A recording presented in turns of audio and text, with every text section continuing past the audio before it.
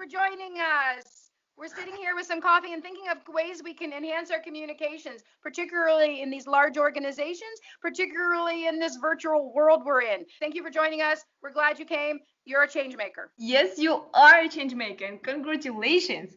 And you probably work for one of those big international organizations that is desperately trying to fix this world. For instance, the UN. Did you know the General Assembly just happened last month? And for Mhm. the World Bank Group and IMF, their annual meetings start this weekend.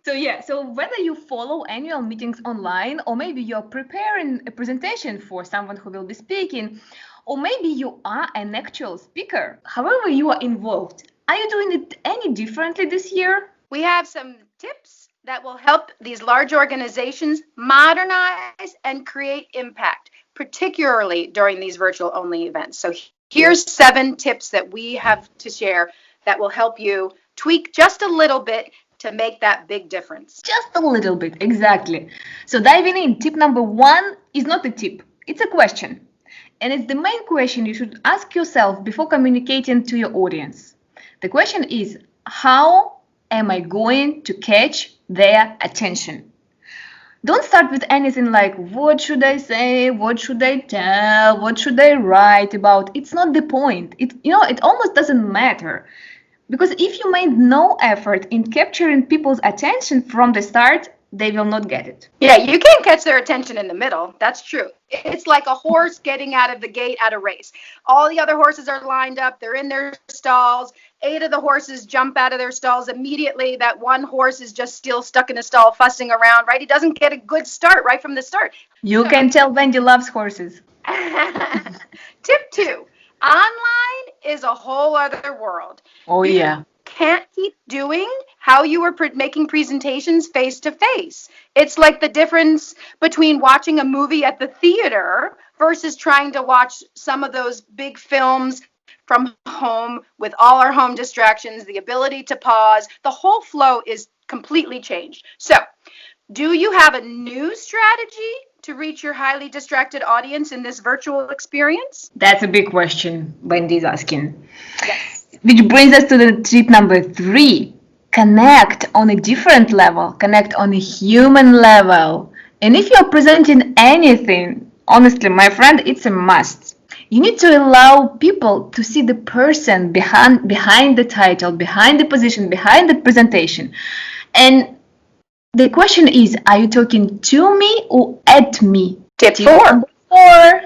Learn from your neighbors. This is what Olga and I do all the time because she's great at some things. I'm better at some things. And so we try to enhance our communications by leveraging what we are naturally good at, but trying to tweak it a little bit more. So what does that mean, learning from your neighbor? It means analyze every great speaker you are a fan of, whatever podcasts you listen to every morning or before you drift off to sleep, or even other presenters during the event. Ask yourself these questions. Did they inspire me? How? Did they educate me? Did they build a connection with me? Was it more of the same?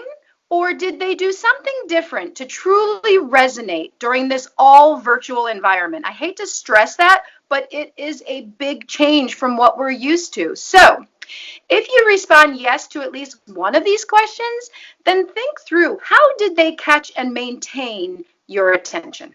Exactly. Basically, did you listen to Oprah Winfrey? Did you listen to, I don't know, your biology teacher back in school?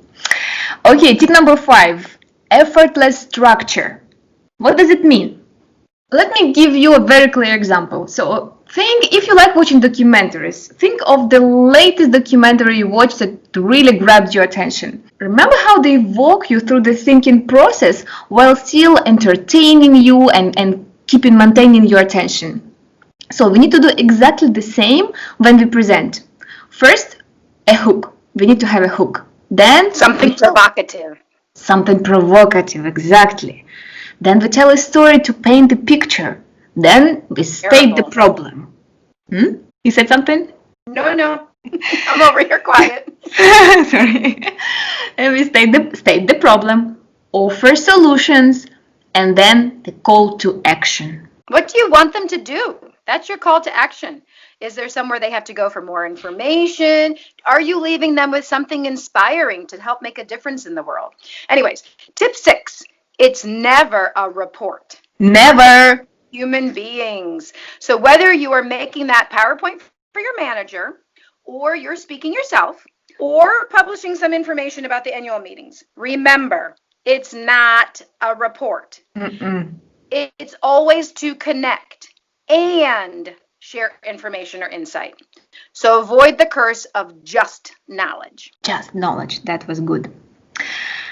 And last tip number 7.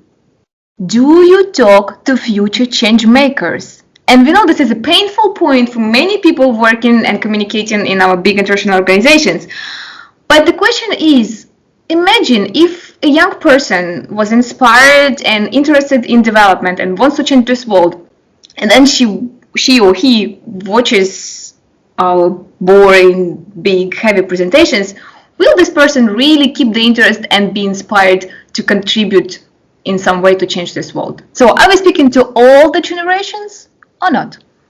Or are we still talking like it's the 1980s or even the 1990s? How long ago was the 1990s?